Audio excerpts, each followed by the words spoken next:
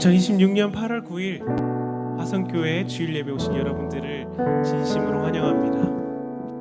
우리 함께 말씀을 같이 읽고 예배로 나아가기 원합니다. 요한일서 4장 16절입니다. 우리는 우리를 위한 하나님의 사랑을 알고 또한 믿었습니다. 하나님은 사랑이십니다. 누구든지 그 사랑 안에 거하는 사람은 하나님 안에 있고 하나님도 그 사람 안에 계십니다. 끊임없이 성령을 통해 우리를 중보하시고 우리를 사랑한다 말씀하시는 그분 앞에 우리의 마음을 드리며 진심으로 나아가는 오늘 시간 되었으면 좋겠습니다. 우리 그 예배를 위해 기도하기 원합니다. 이 시간까지 이끌어오신 주님을, 또 그 상황이 어떠하든 그것보다 더 크신 하나님을 믿고 나아간다고 함께 조용히 기도하며 나아가기 원합니다. 기도하시겠습니다. 상황보다 크신 주님을 바라봅니다. 내 삶의 주인 되신 주님을 바라봅니다.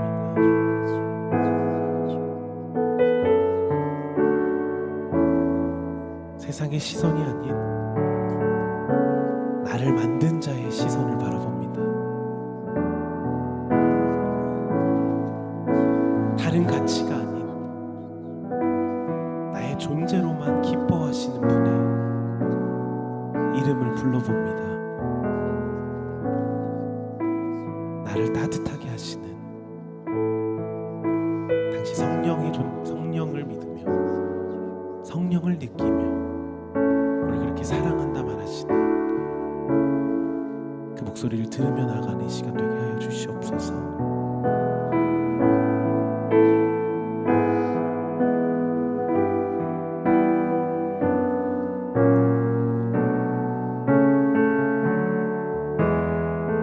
함께 고백하시겠습니다. 아무런 자격도 없는 나를 위해 소망도 없는 나를 위해 사랑한다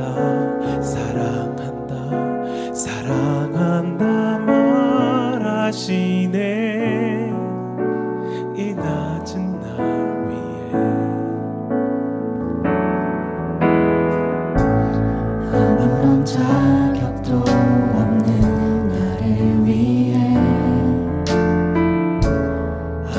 소망도 없는 나를 위해 사랑한다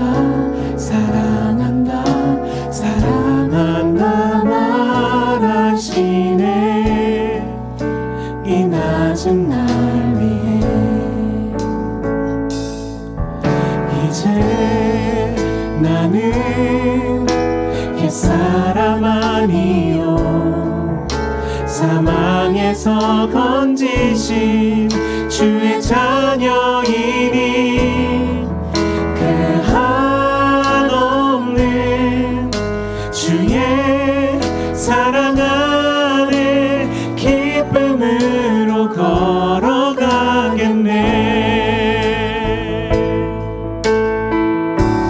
다시 한번 처음부터 고백하시겠습니다. 아무런 자격도 없는 나를 위해 아무런 소망도 없는 나를 위해 사랑한다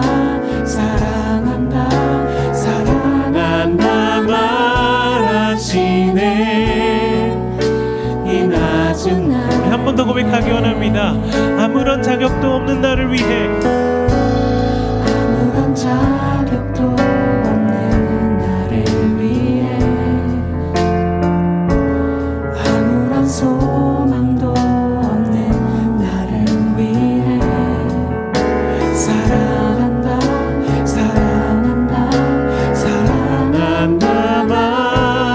말하시네. 이 낮은 날 위해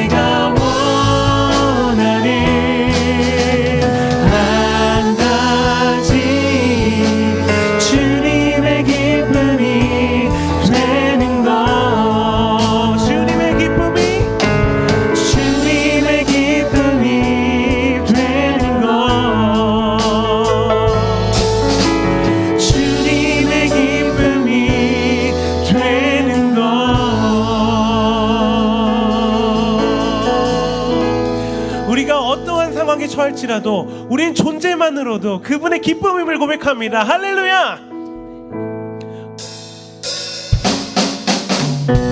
우리 하나님께서 허락하신 그 기쁨 안에 우리가 마음껏 주를 찬양하며 주의 이름을 부르며 사랑으로 고백하기 원합니다.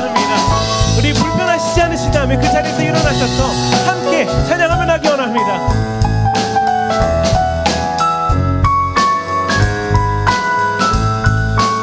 고백할까요? 내 마음을 가득 채운 주 향한 찬양과 사랑 어떻게 표현할 수 있나. 수많은 찬양들로 그만 표현할 길 없어 다시 고백합니다. 한 번 더. 내 마음을 가득 채운 주 향한 찬양과 사랑 어떻게 표현할 수 있나. 수많은 찬양들로 그만 표현할 길 없어 다시 고백합니다. 주 사랑해요. 온 맘 다하여 말로 다 할 수 없어.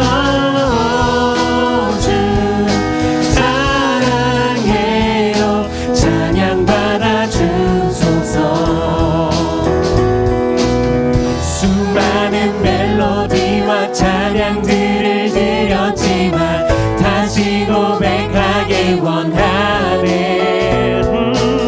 주님은 나의 사랑 삶의 중심 되시오니 주를 찬양합니다. 수많은 멜로디와 찬양들을 드렸지만 다시 고백하길 원하네.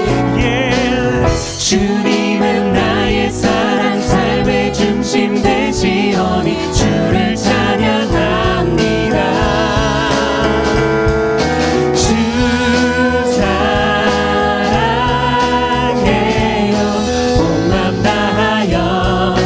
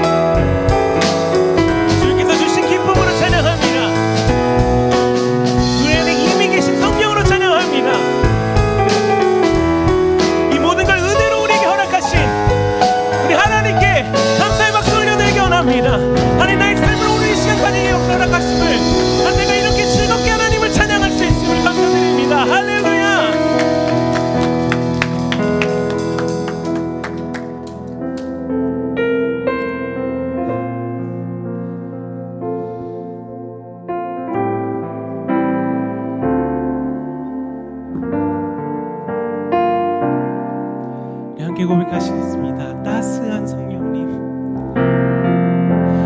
따스한 성령님, 마음으로 보내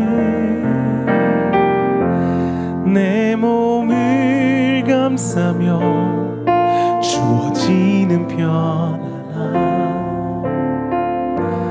만족함을 느끼네. 한 번 더 고백할까요? 따스한 성령님, 마음으로 보내 내 몸을 감싸며 주어지는 평안함, 만족함을 느끼네. 부르신 곳에서 나는 예배하네. 어떤 상황에도 나는 예배하네. 부르신 곳에서 나는 예배하네. 어떤 상황에도 나는 예배하네.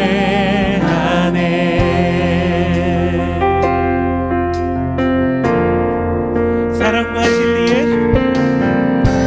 사랑과 진리에 한 줄기 빛 보내 내 몸을 감싸며 주어지는 평안함, 그 사랑을 느끼네. 한 번 더 고백하면 합니다. 사랑과 진리에, 사랑과 진리에 한 줄기 빛 보내 내 몸을 감싸며 주어지는 평안함, 그 사랑을 느끼네. 부르신 곳에서 나는 예배하네. 어떤 상황에도 나는 예배하네. 부르신 곳에서 나는 예배하네. 어떤 상황에도 나는 예배하네. 부르신 곳에서, 부르신 곳에서 나는 예배하네. 어떤 상황에도 나는 예배하네. 부르신 곳에서 나는 예배하네. 어떤 상황에도 나는 예배하네. 내가 걸어갈 때, 내가 걸어갈 때 길이 되고 살아갈 때 삶이 되는 그곳에서 예배하네. 내가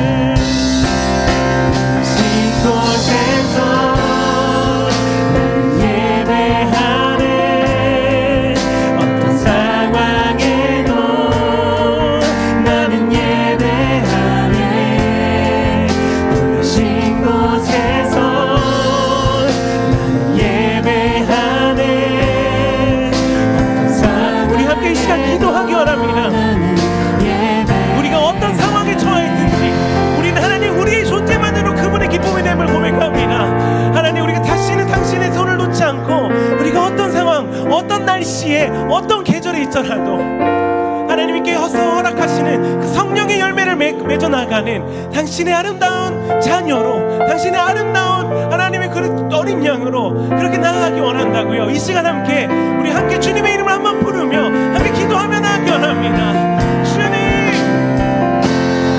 하나님, 내가 어떤 계절이 지나가고 있음을, 하나님, 내가 어떤 낮의 시간을 지나가고 있음을, 하나님, 내가 어떤 기온을 내가 먹어가고 있음을 하나님께서 아시지요. 내가 그곳에서 하나님의 꽃을 피우는 성령의 열매를 피우는 하나님의 작은 하나의 꽃이 되게 하여 주옵소서. 나의 뿌리가 당신에게 붙어있는 하나님, 그런 하나님 그 열매가 되게 하여 주시옵소서. 다른 어떤 것이 아닌 하나님께서 허락하신 것으로 피어나가는, 하나님께서 허락하신 존재로 살아가게 하여 주시옵소서. 존재만으로 기쁨이 되는 하나님, 내가 다시는 작아지지 않게 하여 주시옵소서. 세상의 기준이 작아지지 않으며 하나님께서 허락하여 주신 그 열매들 속에서 하나님께서 세워주시며 하나님께서 죽이시며 하나님께서 다시 살리시는 것을 경험해 나가는 하나님의 아름다운 계절로 그렇게 살아가게 하여 주시옵소서.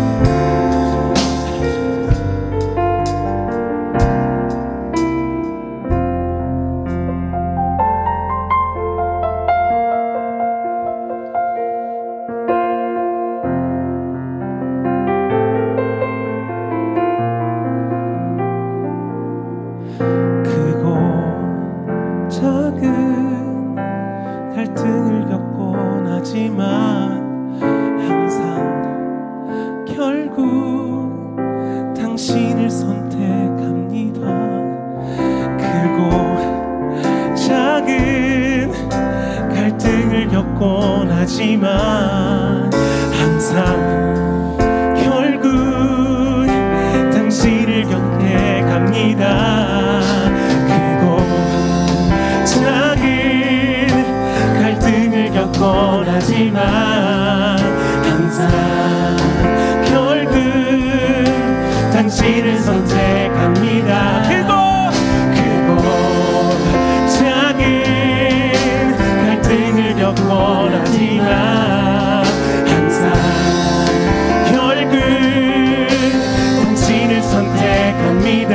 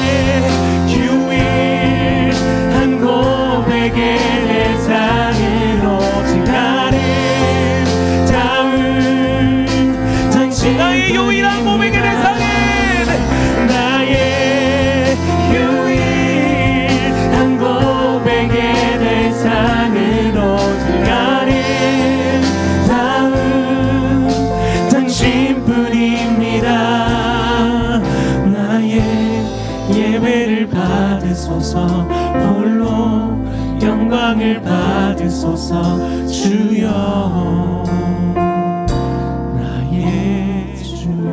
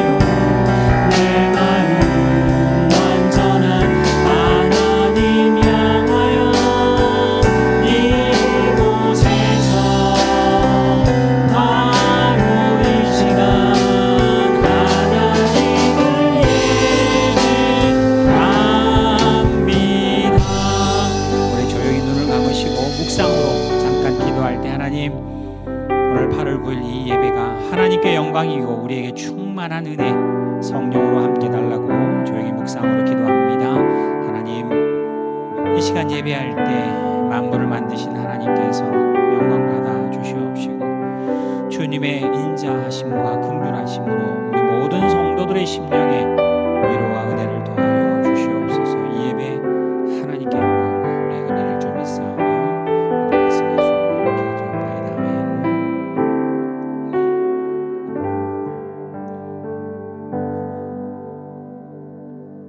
너희 의인들아 여호와를 즐거워하며 찬송할지어다. 너희는 여호와를 두려워하며 세계 모든 거민은 그를 경외할지어다. 하나님을 경외하는 자, 곧 그 인자하심을 바라는 자에게 하나님께서 사망에서 건지시며 기근 시에 살게 하시는도다. 하나님, 오늘 이 시간 우리의 마음과 정성을 다하여 새 노래로 찬송합니다. 우리의 전심으로 하나님을 즐거워하며 기도합니다. 우리의 찬양을 받으시며 하나님이 허락하시는 말씀 모든 일들 가운데, 이 예배 가운데 하나님의 주인 되심 인정하며 고백하며 찬양하며 나가는 복된 예배 되게 하실 줄 믿사오며 예수님의 이름으로 축복하며 기도하옵나이다. 아멘. 사도신경으로 우리의 신앙을 한 목소리로 고백합니다. 전능하사 천지를 만드신 하나님 아버지를 내가 믿사오며 그 외아들 우리 주 예수 그리스도를 믿사오니 이는 성령으로 잉태하사 동정녀 마리아에게 나시고 본디오 빌라도에게 고난을 받으사 십자가에 못 박혀 죽으시고 장사한 지 사흘 만에 죽은 자 가운데서 다시 살아나시며 하늘에 오르사 전능하신 하나님 우편에 앉아 계시다가 저리로서 산자와 죽은 자를 심판하러 오시리라. 성령을 믿사오며 거룩한 공예와 성도와 서로 교통하는 것과 죄를 사하여 주시는 것과 몸이 다시 사는 것과 영원히 사는 것을 믿사옵나이다. 아멘. 자리에 앉으셔서 찬송가 88장으로 하나님을 찬송하겠습니다.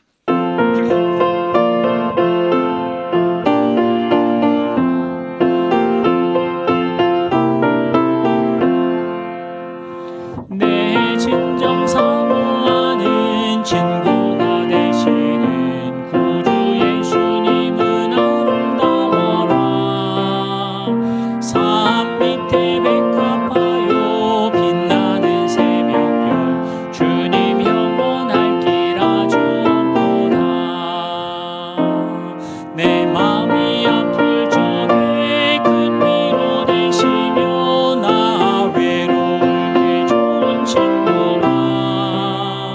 주는 저 산 밑에 백합 빛나는 새벽별 이 땅 위에 비길 것이 없도다.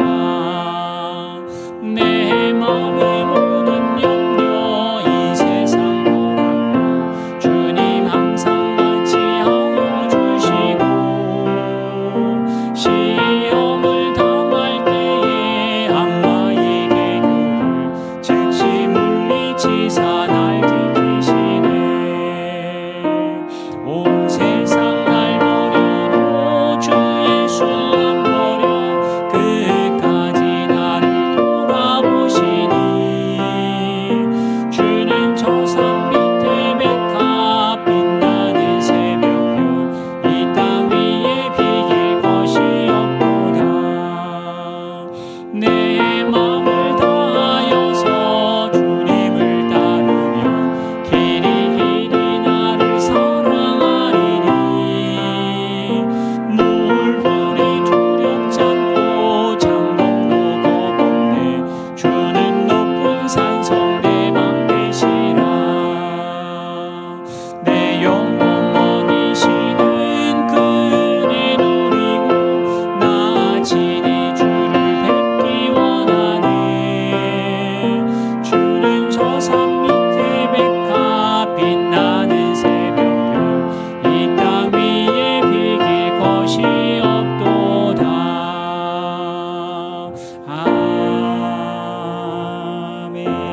아멘. 이 시간 우리 대표에서 전불 집사님 나오셔서 기도할 때 한 마음으로 하나님 앞에 기도하겠습니다.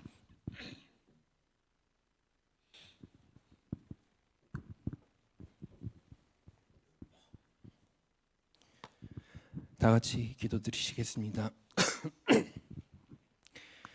사랑과 은혜로 늘 우리를 지키시는 하나님 아버지, 오늘 주일 예배를 허락하심을 주님 앞에 나와 마음껏 찬양하며 경배할 수 있게 하여 주심을 진심으로 감사를 드립니다. 우리 각자의 마음을 주님께 올려드릴 수 있게 하여 주시옵소서.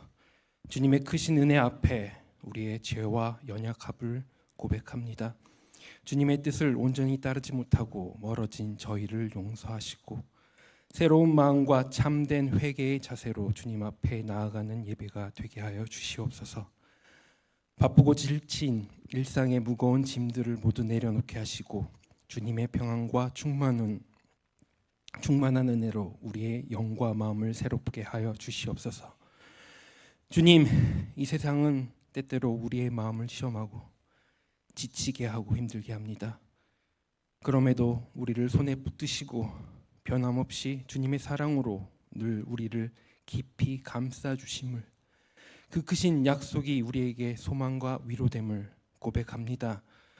오늘 이 예배와 또 멀리 각처에서 함께 예배하는 모든 이들에게 주님 말씀을 깨달을 수 있는 은혜를 허락하시고 아픔과 고민, 두려움을 주님께 맡기며 주님의 따뜻한 품 안에서 참된 위로와 평안을 누리게 하여 주시옵소서. 예배 가운데 드리는 찬양이 주님의 마음에 감동되게 하시고 진실한 감사와 헌신이 우리 입술에서 고백되게 하시며 주님께서 주신 은혜를 기억하며 삶 속에서 빛과 소금이 되라 명하신 주님의 사랑을 나타내게 하여 주시옵소서. 우리의 목소리와 삶이 주님의 영광을 드러내는 아름다운 도구가 되게 하여 주시옵소서. 주님의 사랑으로 우리의 연약함을 감싸주시며 인도하심에 감사하게 하여 주시옵소서. 홀로 감당하기 어려운 마음과 상황 속에서도 주님의 손길과 성령님의 위로가 함께 하시어 우리 영혼이 날마다 새 힘을 얻고 강건하게 하여 주시옵소서. 주님, 귀한 말씀을 선포하시는 김영 목사님께 특별한 은혜와 성령의 새 힘을 더하여 주시옵소서. 사역 가운데 피로와 무거움이 있을 때에도 주님의 신실하신 약속과 사랑으로 늘 새 힘을 얻고 진리의 말씀을 담대히 전할 수 있도록 붙들어 주시옵소서.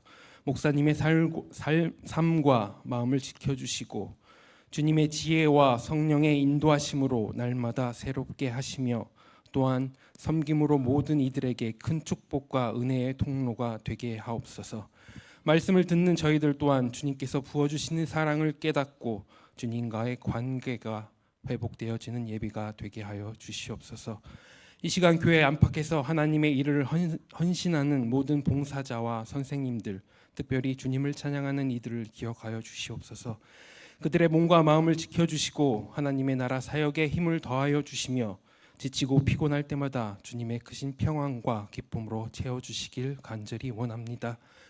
그 모든 이들의 수고가 헛되지 않게 하시고 그들을 통해 주님의 사랑과 은혜가 널리 흘러가 많은 이에게 복이 되게 하여 주시옵소서. 건강과 지혜를 또한 허락하여 주시고 사랑과 믿음으로 굳건히 서서 언제나 주님의 축복의 통로로 쓰임 받게 하여 주시옵소서. 오늘 예배의 자리에 함께하지 못한 마음 아파하는 아픈 형제 자매들을 특별히 기억하여 주셔서 그들의 몸과 마음을 주님의 따뜻한 손길로 감싸 주시고 고통과 지친 가운데서도 평안과 위로가 넘치게 하여 주시옵소서. 병의 무게로 지친 그들에게 새 힘을 허락하시고 주의 크신 은혜로 영혼을 살리시며 날마다 회복하게 하여 주시옵소서. 멀리서나마 주님 앞에 마음을 드리며 기도하는 그들의 믿음을 굳건히 붙들어 주시고 하나님의 사랑 안에서 소망을 잃지 않는 마음을 허락하여 주시옵소서. 우리 모두가 주님 안에서 한 몸 한 마음이 되어 세상을 향한 주님의 사랑을 나누는 그리스도인 되게 하여 주시고 예수 그리스도의 은혜와 평강이 늘 우리의 삶 위에 풍성히 임하게 하여 주시옵소서. 처음과 마지막 되시며 살아계셔서 늘 우리를 인도하시는 예수 그리스도의 이름으로 기도드립니다.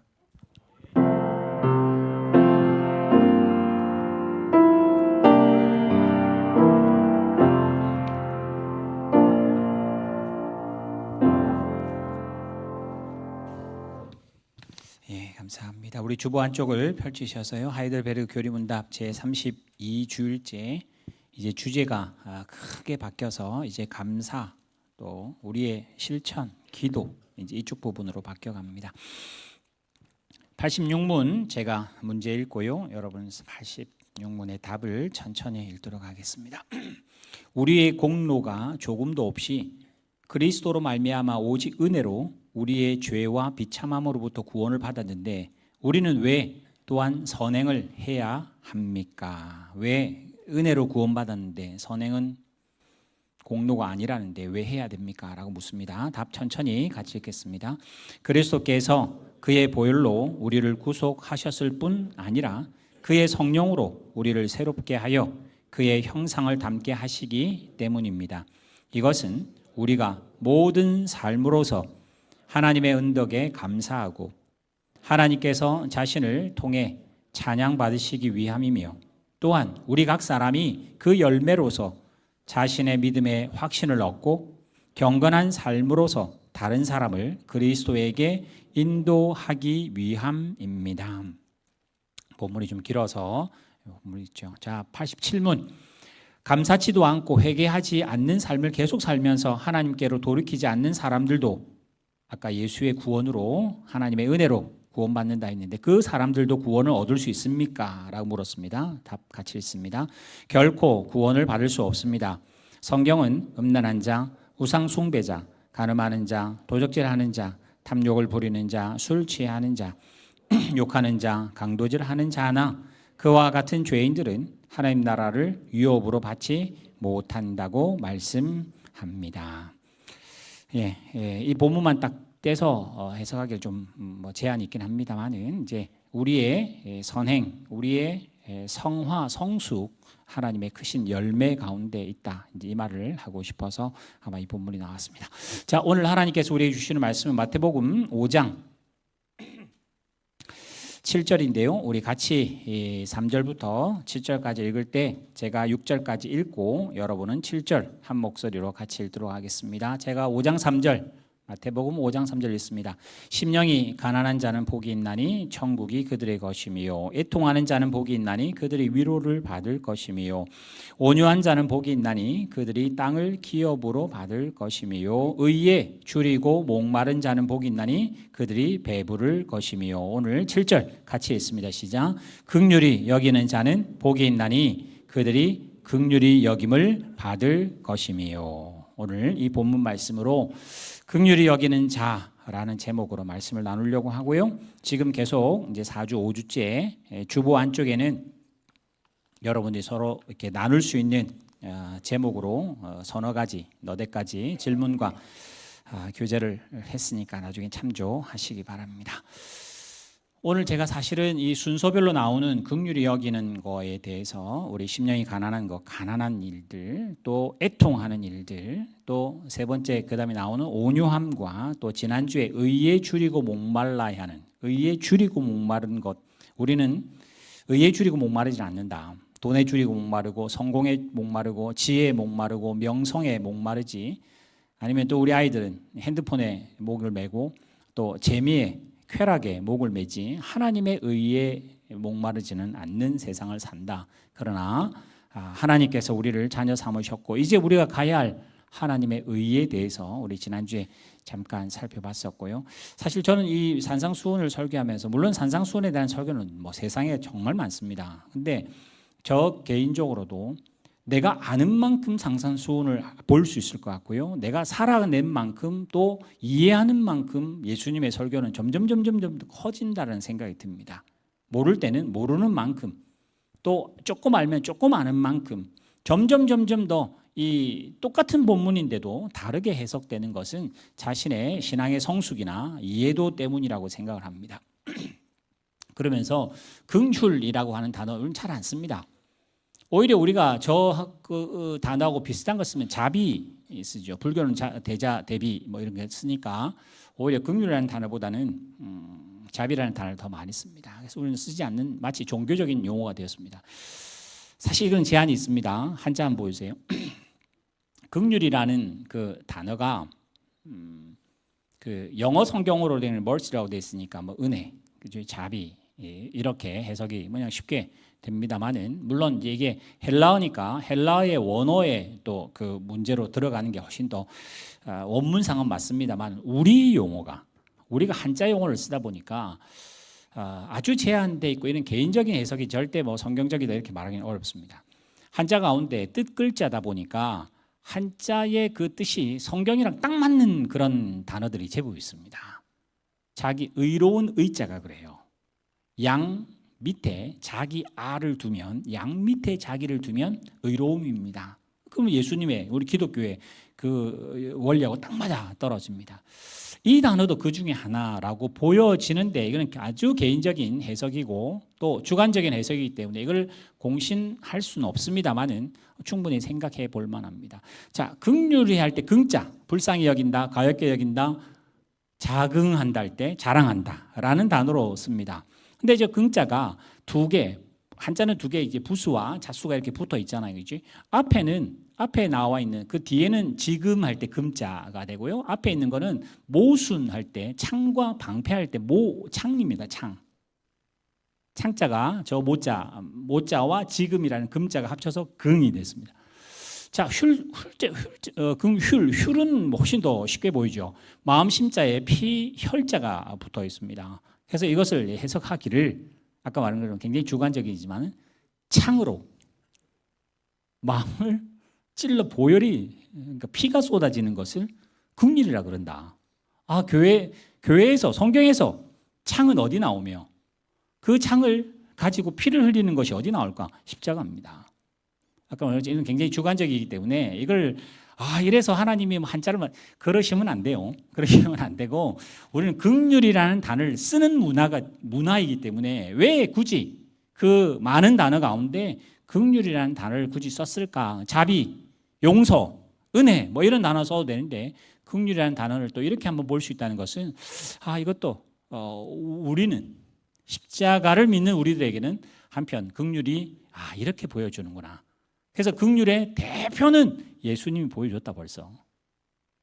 창으로 자기 심장을 찔러 피를 흘리시는 것이 우리를 위한 긍휼로 아주 대표적으로 보일 수 있는 절대 한자는 그렇지는 않습니다만은 그렇게 해석하는 것이 뭐 결론적으로는 괜찮다는 생각이 들어서 제가 그렇게 이해를 합니다. 자, 긍휼이라는 단어. 자, 아까 다시 본보에서의 7절. 우리는 신앙생활을 합니다. 근데 신앙생활을 굉장히 어떻게 하냐? 성경대로 안 합니다. 저도 여러분도. 우리는 신앙생활을 합니다. 뭘 할 거예요? 내 하고 싶은 대로 합니다. 내 느낌대로 하고 내 이해되는 만큼만 합니다. 그게 어떤 수준이냐?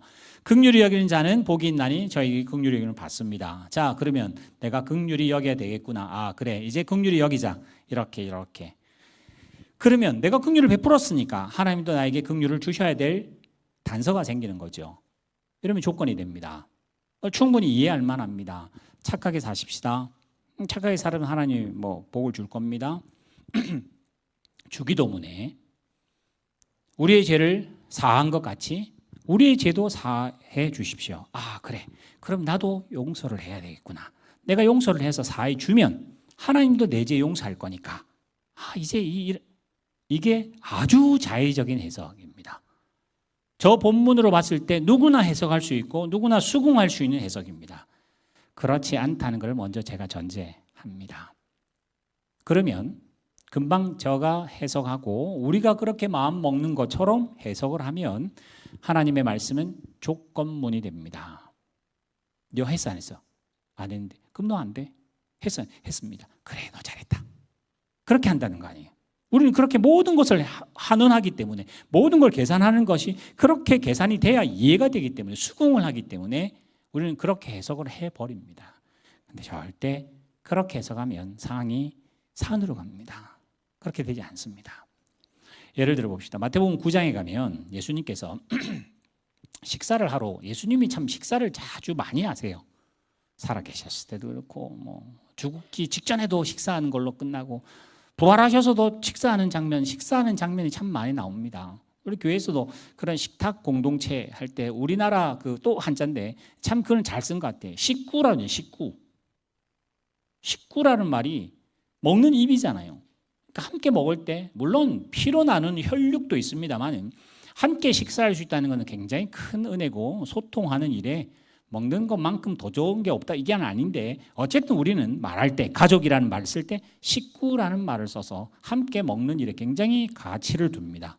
그런 면에서는 우리 교회도 뭐 간식을 드시든지 뭐 하든지 같이 함께 나누는 것은 음식만 나누고 배만 채우는 게 아니라 큰 소통, 교통이라는 것을 아셔야 합니다. 자, 예수님께서 바리새인들이 볼 때 죄인들과 세리들, 창녀들 이런 사람하고 밥을 먹는 거예요. 그래서 예수님에게 수근수근합니다.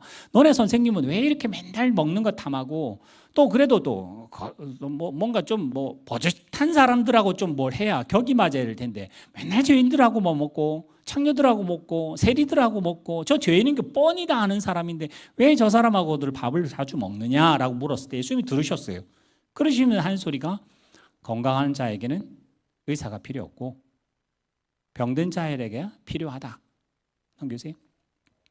너희는 가서 요 기억이라고 되는 인용한 거거든요. 호세아 6장 우리 얼마 전에 읽었던 통독에 호세아가 저 이야기했어요. 하나님이 내가 긍휼을 원하고 제사를 원치 않는다 하신 뜻이 무엇인지 잘 살펴서 너희들도 그렇게 해라 배우라. 그래서 나는 의인을 부르러 온 게 아니라 죄인을 부르러 왔다는 거예요. 여러분 이게 전제되면 아까 말했던 그 말은 전혀 달라지는 예수님의 해석이 됩니다. 자, 의사 입장에서 봅시다. 의사 입장에서 환자가 왔습니다. 우리 교회도 의사도 여러분 계시니까 환자가 왔는데 이분은 건강관리를 잘해서 조금만 아파요. 그러면 의사가 볼 때 뭐 사실은 오실 필요 없는데 예전에 제가 부산에서 부교육자 할 때 그 어떤 그 피부과가 있었습니다. 그분이 부산에서 굉장히 간호사만 개인 병원인데 간호사만 50명쯤 있었으니까 정말 큰 병원이었죠. 아주 큰 병원이었어요. 근데 그 김 집사님이 하시는 이야기가 뭐라냐면 자기 환자들 가운데 70% 80%는 정신병이라고 그랬어요. 피부과 환자를 자기가 올 때 전혀 문제 없는데 자기는 큰 문제가 있다고 병원을 찾아온 피부과가 아무 문제 아닙니다. 괜찮은데 자기는 아니래. 그러면서 하여튼 그 집사님이 그 이야기를 하셨어요.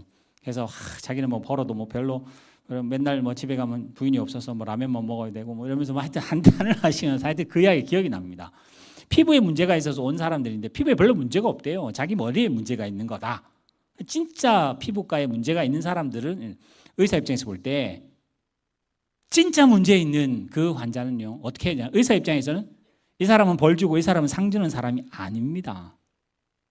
진짜 심각한 사람에게는 더 관심 갖고 더 애정을 쏟고 더 많은 시간을 보태서 의사라고 하는 그 직책 자체가 예수님이 예를 들었잖아요. 의사가 왜 의사일까? 건강한 사람 박수치고 더 잘합니다 상 주려고 온 사람이 아니란 이야기예요. 진짜 아픈 사람, 내가 아니면 죽을 사람을 살리러 온 게 의사라는 직분이다. 예수님 스스로가 의사라고 했으니까 나는 지금 너희에게 너 바리새인 기도하느냐 성경 읽었냐 뭐 헌신하고 봉사하느냐 잘했다 박수. 너 관용 베풀었어? 너 긍휼 베풀어? 너 좀 참 잘했다. 이거 받으라 하시는 심판하러 온 게 아니다. 똥오줌도 못 가리고 뭐 해야 될지도 모르고 자기가 이게 잘하는지 못하는지도 모르며 죄를 끊임없이 짓는 진짜 심각한 죄인. 이 사람들을 구하려고 예수님이 왔답니다. 전혀 예수님의 시각이 다르죠. 근데 바리새인들은 무슨 시각이죠? 하나님 잘 보세요. 이 사람들은 도움이 안 됩니다. 이 사람들은 뭐 베풀 필요도 없어요. 하나님, 예수님 메시아를 보내시려거든 우리 칭찬해 주세요. 우리는 본질상 하나님의 자녀이기 때문에 하나님 우리에게 상을 주셔야죠. 왜 이런 쓸데없는 사람들 이렇게 자꾸 이 사람들은 하늘나라에 도움다 이렇게 말하고 있는 이 바리새인에게 제사를 원하지 아니하고 예배를 원치 않고 종교를 원하는 게 아니라 긍휼을 원한다 그랬어요. 예수님의 본심이시고 예수님 오신 목적입니다. 예수님은 분명히 재림하실 때는 심판주로 올 겁니다. 다 심판대 앞에 설 겁니다. 근데 오늘 예수님은 우리에게 그 이야기를 했어요. 나는 병자를 찾으러 왔고 여기 말하는 죄인을 부르러 왔지 의인을 부르러 왔지 않다 그랬습니다. 여기서 여러분들이 생각해야 될 한 가지 아까 말했던 긍휼을 베푸는 자에게는 긍휼이 여김을 받을 겁니다. 여기서 말하는 긍휼은 아까 말했던 불쌍히 여기고 민망히 여기는 마음으로 됩니다. 저도 여러분도 신앙생활 하시면서 긍휼한 마음 가지시고 용서하는 마음 갖고 뭐 이것은 굉장히 좋을 것 같아요. 저도 사실은 설교를 처음에 시작할 때는 긍휼히 완전히 긍휼히 여긴다 뭐 이걸로 시작했는데 가면 갈수록 설교가 굉장히 머리에서 꼬이기 시작하고 근본적인 질문 들어가다 보니까 결국 나중에 긍휼은 분해해 보면 긍휼은 뒤집어 보면 은혜와 용서로 구성이 돼 있다. 그러면 우리는 용서를 쉽게 말하면 용서하는 사람에게는 내가 용서하겠다. 죄를 용서했으니까 너도 용서받으라 이렇게 될 텐데 그래서 제가 예전에 예를 들었는데 이건 기독교 영화는 아닙니다만은 여러분들이 고민을 하시라고 제가 한번 던집니다. 영화 한번 보세요. 여러분 이 영화는 여러분들이 뭐 저도 풀로는 다 보진 않았습니다. 그냥 평만 하도 기독교 쪽 목사님들이 예를 많이 들으시긴 하셨고 이거에 대한 칼럼도 많이 썼던 걸 제가 봤기 때문에 영화에 대해 전혀 모르시는 분들은 한번 제가 간단하게 이야기. 저 전도연 주인공이 자기 아들이 유괴를 당해서 죽습니다. 근데 그 상한 마음을 교회 가서 은혜를 받고 치유를 받습니다. 그래서 이제는 하나님이 나에게 자식을 잃고 그 원수가 나를 이렇게 자식을 죽였으니까 얼마나 엄마로서 참 힘들겠어요. 그래서 힘들어하던 그에게 심령 대부흥회에서 은혜를 받고는 용서할 마음이 생겨서 교회에서 간증하고 나가서 거기 보면 영화에 보면 나가서 노방전도도 하고 뭐 해요. 그리고 구역 모임 가서 너무 기쁘다. 뭐 하나님이 나에게 평안을 주셨다고 하면서 합니다. 근데 마음이 결국 어디까지 가느냐? 자기 아이를 죽인 그 원수까지 용서하겠다는 마음까지 옵니다. 뭐 그거는 그 과정은 굉장히 잘 하는 거잖아요. 그지? 그래서 이제 교도소를 딱 가서 그 사람을 만났는데 그 사람을 만나니 그 사람도 교도소 들어가서 하나님을 믿고 은혜를 받았다는 거 아니에요. 그래서 그 전도연 앞에 뭐라고 하냐? 나도 하나님이 용서해 주셔서 지금 마음의 평안을 누린다는 거예요. 그때 전도연에게 이제 갈림길에 씁니다. 도대체 이 내 자식을 죽인 이 놈을 누가 용서할 수 있냐? 하나님이 용서할 수 있냐? 내가 용서를 해야 되냐? 사실은 그 교도소를 갔을 때 그 주인공의 마음은 울고불고 살려달라 그러면 내가 용서해 줄 마음으로 갔지. 이 사람이 괜찮다고 해버리면 내가 뭐가 되느냐는 거 아니에요. 그러면서 전도연이 벙쪄서 나와서 그 어디 뭐 시장통에 가면 그 가요에 거짓말이야 거짓말이야 하는 그 노래를 틀어놓고 완전 미쳐버립니다. 여러분 여기서 잘 보면 저 개인적으로는 그래요. 하나님 우리를 용서하셨잖아요. 내 마음에 평안이 있잖아요. 하나님이 나에게 구원을 베푸시고 은혜를 베푸시면 내 마음에 평안 오나요? 평안 올 수도 있고 안 올 수 있습니다. 여러분 바울이 하나님의 은혜를 받고 대평스럽고 할렐루야 하고 늘 미친 사람처럼 찬송하고 다녔을까요? 저는 그렇게 생각 안 합니다. 하나님이 나를 살리신 것은 너무 감사한데 내가 얼마나 큰 죄인인지 예전에 몰랐을 때보다 하나님을 은혜를 알고 나서는 더 큰 죄인이라는 것을 깨달아 오호라. 이 공고한 몸에서 이 몸에서 누가 나를 건져낼까? 사실 우리나라 기독교는 뭐 가정상담, 가정이니 또 우리 뭐 치유니 뭐 이런 거 해가지고 하나님이 요즘 우리나라 교회에 또 큰 한번 이슈가 되고 있고 하는 하나님이 나에게 죄를 고백하게 하고 그래서 하나님이 나를 용서했습니다 해가지고 막 붕붕 떠다니는 사람도 있습니다. 제가 볼 때는 99.9% 다 뻥이라고 생각하시면 좋을 것 같아요. 여러분 하나님이 주시는 용서가 아주 어느 칼럼에 제가 그걸 보면서 인정하고 싶은 게 하나님이 그 주시는 평안함과 용서의 그 구원의 기쁨은 내 마음속에 분명히 있어서 그게 내 예배에 내 찬양에 내 기도에 사용될 수는 있지만은 그게 마치 아주 예민한 음식 같아서 내 마음에서 밖으로 나와 내 입으로 내 밖에서 표현될 때 이게 나는 기쁘다고 나는 구원이 은혜 나는 용서받았다고 안 하지만 이 용서가 남에게는 마음을 휘어버리는 칼집을 내는 아까 전도연처럼 칼집을 하나님 분명히 그 사람 그 죄인을 구원하신 거는 분명할 텐데 그게 그 사람의 마음을 베어버립니다. 그래서 하나님이 주신 그 용서의 답은 무조건 평안이다. 그렇게만 가지는 않습니다. 그게 마치 내 마음에 거의 간직해서 하나님께 너무 감사하긴 하지만은 다른 사람들에게는 마치 아주 예민한 음식처럼 간직하고 있어야 될 상황이 훨씬 더 많을 수 있습니다. 간직하면서 어떻게 해야 될까요? 나도 그랬었는데 기다려야 되고 지켜봐줘야 되고 쓰러질 때 있어줘야 되고 낙심할 때 힘을 줄 수 있는 원동력이 돼야지. 하나님이 나에게 구원을 주시고 나를 용서했으니까 나는 죄에서 해방됐습니다. 해방되었네 뭐 기쁘다 이렇게 떠벌리고 다니면 아까 말한 것처럼 하나님의 구원이 그렇게 증명되지 않는 성향이 훨씬 더 많습니다. 그래서 아까 영화 다시 한번 보세요.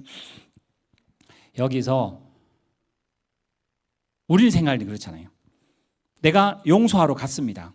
근데 이 사람이 그 여자 주인공에게 정말 죄송합니다. 하나님 나를 살려주셨지만은 정말 내가 당신에게는 정말 죽을 죄를 지었습니다. 죄송합니다. 그러면 분명히 나는 용서할 마음이 있었거든요.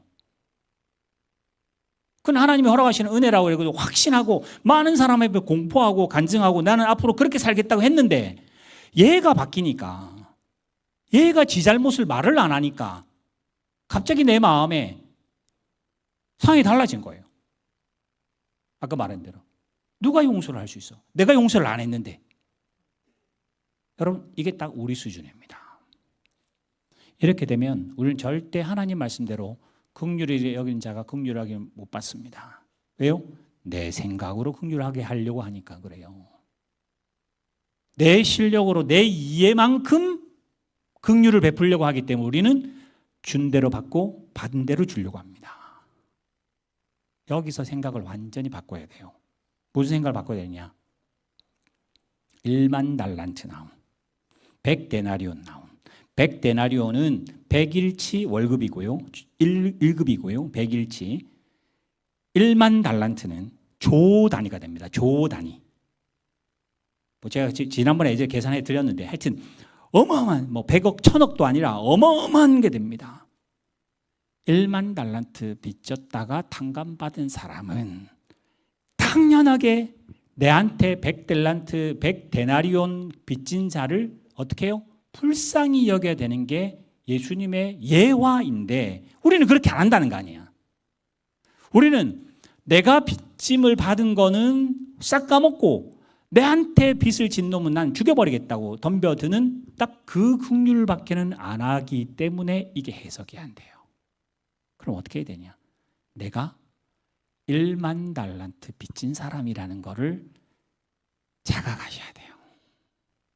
저와 여러분이 나는 잘 살았습니다. 평생에 나는 모태신앙으로 예배도 하고 했다고 여러분 절대 말하지 마시고 여러분 마음속에 나는 숨만 쉬어도 후가 아니라 죄가 튀어나온 사람이다. 나는 눈만 돌려도 죄 밖에는 보이지 않는 사람이다. 내가 입을 열면 이게 사랑이 나오고 말은 긍휼, 자비 나오지만은 결국은 내 잘났다고 하고 내 교만밖에 내 입장밖에는 말 안 하지. 예수님이 의원의 마음으로는 우리는 누구도 접근 안 한다. 예전에 제가 그 이야기 한번 드렸죠. 제가 과천에서 목회할 때 아버지 학교를 제가 과천, 안양, 평촌 3본 가면 그 3본 가면 거기 있고 그럼 또 조금 더 가면 안산이 있습니다. 안산 뭐 초지동이니 뭐 신도시가 많거든요. 거기를 이제 커버를 이렇게 했는데 거기 가면 호계 사거리나 군포 사거리 가면 교도소가 크게 2개 있어요. 아버지 학교를 하면서 안 믿는 사람 아버지 학교한테 가지고 청사에서 아버지 학교를 한번 했었었고요. 또 저희 교회도 했었고 그리고 교도소 거기 2군데 교도소에 있어서 교도소 가서 아버지 학교를 한 적이 있었습니다. 그때 우리 교회 안 집사님이라는 분이 와서 이제 이야기하면서 하신 이야기를 제가 예전에도 드렸습니다. 거기 보면 예전에 그 고문하셨던 이근 분도 거기도 계셨고 그리고 그 신군보 사거리 거기에는 흉악범이 있습니다. 흉악범이라 하면 직계 가족을 죽인 사람들이 주로 거기 있습니다. 그리고 거기 인덕원 사거리 거기는 주로 경제범이나 정치범들이 거기 주로 이렇게 여기는 고위직들이 많이 있고 여기는 그래서 아버지 학교를 저도 이제 가면 신분증 내고 다 같이 들어가거든요. 그분이 하시는 이야기가 뭐냐면 아버지 학교 한다고 이렇게 사람들 둘러앉아 있으면 이 사람들 너무 착하대요. 흉악범이라고 해서 그렇게 알고 벌써 이제 그렇게 보통 보면 거기서 사형 언도를 받고요. 거기 구치소에 있다가 어디로 가면 청송으로 갑니다. 저기 경상도에 있는 하여튼 그런 이제 코스로 가야 되는 이제 한 사람들인데 모여 있으면 너무 착하고 너무 그래서 그 사람들이 살해하게 되거나 이렇게 된 거 이야기를 들으면 하여튼 눈물이 난대요. 그래서 아버지 학교는 주로 이제 그런 이야기 많이 하니까요.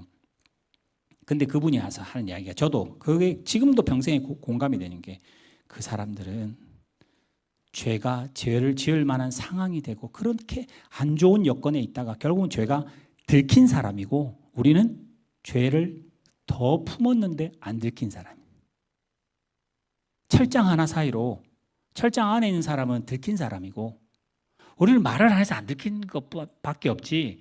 내 마음에는 그 아버지 학교 인도하면서 내 마음에는 저거보다 더한 욕도 하고 더 심한 사실은 상상도 했는데 나는 실행을 안 했을 뿐이고 그러니까 안 잡혀갔겠지. 또 나는 말을 안 했을 뿐이고 그러니까 나는 착한 사람으로 보이는 거죠. 근데 그 사람은 그 생각을 했고 그럴 수밖에 없었고 그래서 억울하게 자기의 이런 하여튼 그런 이야기를 하면서 딱 그 마디 철장 안과 밖이 아주 나쁜 놈 우리는 절대 그렇지 않습니다. 그 사람들은 죄를 들킨 거고 우리는 안 들켰을 뿐입니다 라고 하는 거예요. 여러분 그렇게 보면 하나님 앞에 바울이 말한 것처럼 예수를 더 잘 믿고 능력도 굉장히 좋은 사람인데 왜 날마다 자기를 죽게 하고 날마다 자기를 죄인의 개수라고 했을까? 하나님께 긍휼을 받은 게 얼마나 큰지를 날마다 깨닫기 때문에 그렇습니다. 그래서 이제 우리는 여러분들이 뭘 잘하시고 아침부터 그렇게 묵상하고 좋은 말 선한 말 성화로 가는 그 중에 나는 항상 하나님 앞에 1만 달란트 빚진 자라고 하는 자리를 잃어버리면 우리는 긍휼을 못 베풉니다. 여러분 상황이 좋든 나쁘든 관계없이 예수의 십자가가 믿어지는 우리 모두에게는 나는 누구냐? 1만 달란트 중간에 100데나리온 이런 거 말고 1만 달란트 내 목숨으로도 갚을 수 없는 그 빚을 하나님이 나에게 용서해 주신 사람이라는 것으로 시작을 해야 그 다음에 어떤 일이 벌어지냐. 지금 우리 뉴스나 이런 데 보면 그런 거 나오죠. 야, 사람의 탈을 쓰고 어떻게 저렇게 할 수 있을까? 요즘 짤이나 나오면 운전하면서도 저렇게 미친 짓 하고 또 이제는 부모가 돼서도 저런 짓도 하고 여긴 저게 사람인가? 사람의 탈을 쓰고 이렇게 할 수 있을까? 정말 그렇게 안타깝게 하는 거 있죠. 여러분 생각해봐. 그럴 수 있다. 그 사람만 그럴 수 있다. 우리도 똑같은 본질상 죄인이다. 하나님이 아직까지 우리의 시험을 그렇게 안 하셔서 그런 유혹을 당할 필요가 없어서 그나마 감사할 일이지 우리는 절대 깨끗한 것도 아니고 내가 그걸 참을 사람도 아닌데 이 사람들하고 우리하고 본질상 같다는 걸 인정 안 하면 우리 늘 어떻게 되냐? 바리새인 됩니다. 하나님 저 사람 왜 긍휼을 베풀어요? 저 사람은 긍휼 안 하셔도 됩니다. 이 사람들끼리 합시다라고 말할 수밖에 없는 그 시각으로 간다는 이야기예요. 오늘 이 긍휼히 여기는 자가 긍휼히 여길 때 그래서 여러분 큰 그림의 결론이 이렇습니다. 내가 긍휼히 여기려고 여기는 게 아니라 내가 받은 긍휼이 너무나 크기 때문에 1만 달란트를 갚았기 때문에 내가 100데나리온 갚아주는 거는 천국 백성의 성품이다. 지금 여기 산상수훈에 나오는 건요 대부분 전부 다 온유한 자는 복이 있나니 땅을 찾았다. 가졌다가 아니라 가질 거라 그랬잖아요. 우리도 마찬가지로 긍휼히 여기는 자는 내가 긍휼히 여기니 하나님 긍휼 주세요. 너 긍휼을 받았다가 아니라 긍휼히 여김을 해서 어떤 면에서는 약간 갭이 있는 미래 시제가 되어 있습니다. 긍휼히 여김을 받으실 거랍니다. 그 사이의 갭이 우리를 힘들게 하죠. 그래서 늘 우리는 어떻게 하느냐? 심판하는 사람으로 있고 싶어요. 바리새인들처럼. 하나님 제가 아무리 봐도 이건 아닌 것 같습니다. 하나님 저 사람은 이거 아무리 봐도 나한테 태클을 걸고 저건 아닌 것 같습니다. 아니에요. 여러분 긍휼의 아까 말했던 긍휼의 가장 극대치가 어디입니까? 하나님이신 분이 본래 하나님이신 분이 세상에 오셔서 하나님의 말씀을 갖고 세상에 와서 저들을 내가 세상을 사랑한다. 이 사람 사랑하니 너도 사랑해라. 예 알겠습니다. 왔더만 보니까 이 사랑할 일이 아니네. 얘들이. 이 바리새인들이 이 세상 사람들이 이 죄로 똘똘 뭉쳐가지고 자기를 모욕할 뿐만 아니라 죽이려고 덤벼들 때 우리 지난 전반기에 필독서였던 심판대에 서신 그리스도, 심판대에 서신 그리스도처럼 하나님이라고 오신 분인데 우리들은 말이 안 되니까, 이해가 안 되니까, 아니 긍휼을 베풀려고 오는 능력도 있어야 되고 뭔가 있어 번듯해야 되는데 이렇게 와가지고 너는 안 되겠다, 죽여버리겠다 해서 심판대에 예수님을 세웠다는 거 아니에요. 그럼 예수님은 심판대 쓰는 거를 수긍하시고 인도하시고 그 마음 품어서 죽으시는 데까지 낮아졌다고 빌립보서의 이야기를 하잖아요. 이 마음을 품으라잖아요. 이게 예수님이 우리에게 보여준 긍휼한 마음이고, 아까 호세아 6장 6절에 나왔던 것처럼 나는 긍휼을 원하고 제사를 원치 않는다는 이야기고, 순종을 원하고 제사를 원치 않는다는 이야기고, 우리에게 긍휼을 베푸는 것은 내가 가져 있으니까, 나는 잘하고 있으니까 하나님 긍휼을 베푸라, 아멘, 제가 할게요, 하나님 제가 긍휼을 이렇게 할 수 있는 자리가 아니라는 겁니다. 내가 긍휼을 안 베풀 수가 없는 자리에 서 있다고 인정해야 이게 뭐라고 할까요? 은혜입니다. 은혜를 은혜로 생각 안 합니다. 내가 잘했으니까 은혜 주시겠지 뭐. 내가 이렇게 하니까 은혜 주시지. 너 은혜 못 받, 뭐가 일이 안 되는 거 보면 너 똑바로 좀 해야지. 기도도 하고 뭐도 하고. 그렇게 말할 사람은 아무도 세상에 없습니다. 그러니 여러분들이 자의적으로 긍휼을 베풀 사람은 아무도 없다고 항복해야 합니다. 모두 다 긍휼을 여김을 받았기 때문에 은혜라는 말을 할 수 있고, 죽은 자를 살렸기 때문에 감각이라도 있는 거예요. 하나님 이러면 어떻게 이런 죄인이라고 이 마음에 안타까움이 들고 후회되고 하나님께 회개하는 마음이 조금이라도 있으면 그건 생명이 있다는 이야기잖아요. 하나님이 우리에게 믿음을 주시고 생명을 주셨기 때문에 뭐라도 못하고 있다고 댓글이라도 걸 수 있는 하나님의 자녀가 됐습니다. 우리는 너무 약해서 그렇죠. 너무 아이라서 그렇죠. 근데 이제 자라야 합니다. 점점 내가 하나님께 받은 은혜가 너무 크다. 근데 아까 말했던 이것도 아까 전도연 그 입장인 것처럼 내가 볼 때 얘가 이렇게 벌벌 기고 나한테 살려주세요 이렇게 해야 그래 나도 예수님 믿지만은 너도 예수님 믿다니 너무 감사하네, 제가 용서할게요, 이래야 뭔가 그림이 맞는 그림으로 우리는 그리고 싶은 거죠. 그렇게 그림이 안 되면 미쳐버리는 거죠. 누가 미쳤어? 예수님도 그래 미쳐버렸을 텐데. 예수님은 그 미쳐야 할 상황에 그 창을 그대로 십자가에 받으시고, 하나님 저들이 몰라서 저렇습니다. 저들이 알면 이렇게 안 할 텐데 이제는 내가 말을 해서 되거나 이해시켜서 될 문제가 아니라 제가 죽어야 얘들이 삽니다.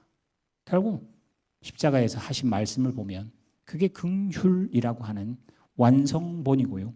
그걸 우리가 혜택받은 우리들이니까 그 긍휼을 흉내내려고 하는 것을 우리는 신앙생활이라고 표현합니다. 근데 우리는 신앙생활을 내가 열심히 바치고 헌신하고 바르게 하면 주실 거라고, 내가 인풋하면 하나님은 크게 아웃풋을 주실 거라고 그렇게 생각해서 하면 마치 이걸 제가 폄하하는 건 아니지만 우리는 우리의 기독교를 굉장히 아주 값싸게 내가 열심히 하고 헌신하고 아멘 하면 하나님이 전심이니까 정말 진심으로 하니까 하나님 복 주겠다. 그렇지 않다. 그렇지 않다. 그래서 오늘 긍휼히 여기는 자에게 긍휼히 여김을 주시는 이 긍휼이라는 단어는 너무나 이해쉽고 어려운 단어도 아니지만은 내가 이 긍휼히 여겨야 되는 자라는 것을 깨닫는 순간 나에게 모든 사람은 감사할 뿐이고 사랑할 대상이지 심판하거나 손가락질하거나 잣대로 꺼서 너는 맞고 너는 틀리고 할 입장에 서 있지 않다는 걸 알아서 모세가 그래서 백성들 그 많은 사람들 앞에 하루에 수십 명씩 60만 명 남자만 60만 명이 40년 안에 죽으려면 하루에 250명 정도 매일 죽어야 됩니다. 모세가 나이도 많은데 40년 동안 광야에서 매일 200명 300명씩 죽어가는 걸 봤을 거 아니에요. 모세가 무슨 생각했을까요? 저도 죽네, 쟤도 죽네, 저래도 죽네, 저것도 죽네 하면서 모든 백성을 다 죽는 걸 볼 때 모세가 뭐 생각했을까요? 하나님, 저는 벌레입니다. 저는 안개입니다. 저는 그림자입니다. 그러면서 자신의 나약함을 하나님께 인정할 때 시편 90편에 하나님께서 그에게 지혜를 주신다고, 또 하나님은 그에게 온유함에 승한 자라고 말하잖아요. 내가 긍휼함을 받았기 때문에 그래서 이걸 우리는 믿음이라, 이걸 예배라, 이걸 은혜라, 이걸 성령이라고 말한다고 저는 생각하고 싶습니다. 여러분이 하나님 믿습니다. 예배합니다. 하나님께 기도할 수 있는 자격이 있다 생각합니다. 하면 여러분 뭐라고 생각하냐? 내가 긍휼함을 입은 사람이구나. 내가 하나님께 긍휼을 입었으니 나도 이제 다른 사람에게 긍휼을 베풀어야 이게 소통하는, 이게 건강한 쪽으로 가는, 이제 아픈 사람이 건강해지는 패턴이라고 보시면 되겠습니다. 예, 말씀을 이제 정리하려고 합니다. 여러분, 긍휼히 여기는 자가 긍휼히 여김을 받는다. 하나님, 제가 주기도문 할 때 죄 사한 자에게 하나님께서 우리의 죄도 용서해 주십시오 할 때 조건이 아니라는 걸 다시 깨달으셔서 내가 용서를 받았기 때문에 내가 어떤 죄도, 나의 어떤 죄도 용서받았는데 이제 나에게도 하나님 용서할 마음을 달라고, 주님의 마음을 달라고, 성령 달라고, 성령이 받아서 여러분 뭘 하시고 해서 뭐 대단한 거 하려 하지 마시고 이 1만 달란트를 먼저 긍휼함을 받은 사람이라고 생각하면 여러분의 가정에, 우리 교회에 어떤 마음으로 서로를 대접할까? 어떤 마음으로 성도들을 봐야 할까? 저 사람은 나보다 훨씬 더 착한 사람이다. 저 사람은 하나님께 내가 더 죄인이라고 생각하면 겸손할 수밖에 없는 상황. 누가 누구도 선생짓하고 누구도 심판자로 그렇게 쓸 수 없다는 걸 여러분이 잘 깨달으셔서 긍휼히 여기는 자, 이쪽이 아니라 긍휼 여김을 받은 나, 이제 나도 긍휼히 여기는 자로 성장 성숙해 가시기를 주님의 축원합니다. 기도하겠습니다. 하나님 아버지, 오늘 긍휼이라는 단어를 은혜라, 자비라, 용서라 여러 가지 이야기를 할 수 있습니다. 근데 막상 내가 인생을 살아갈 때는 긍휼 없는 심판으로 모든 것을 난도질을 합니다. 세상이 저러면 안 되고, 교회가 저러면 안 되고, 집사님이 저러면 안 되고, 저분은 저러면 안 되고 하며 내 나름대로 해놓고는 결국은 나도 모르는 사이에 바리새인 서기관들처럼 예수를 십자가에 못 박는 자리까지 가는데도 불구하고 나는 잘했다고 생각하는 이 교만한 마음을 하나님께서 용서하여 주시옵소서. 정말 감옥 안팎에 있는 그 차이가 세상의 법이라는 것으로 나눠져 있지만 하나님의 율법과 하나님의 법 앞에는, 공의 앞에는 모두가 죄인인 것을 인정하게 하시고 그 인정으로부터 이제 하나님의 긍휼하심을 입었으니 나도 긍휼의 도구가 되게 하시고 은혜의 도구가 되고 자비의 도구가 될 수 있도록 하나님께서 인도하여 주셔서 예수의 긍휼 때문에 하나님 백성 되었으니 이제 우리 화성교회 성도들, 엄마, 아빠, 남편과 아내, 우리 성도들의 통로를 통하여 긍휼함을 누리는 우리 가정과 우리 교회, 우리 모든 생활이 될 수 있도록 도와주실 줄 믿사오며 예수님의 이름으로 축복하며 기도하옵나이다. 아멘. 우리 찬송가 263장 찬송하시면서 하나님 앞에 봉헌 예물로 드리겠습니다.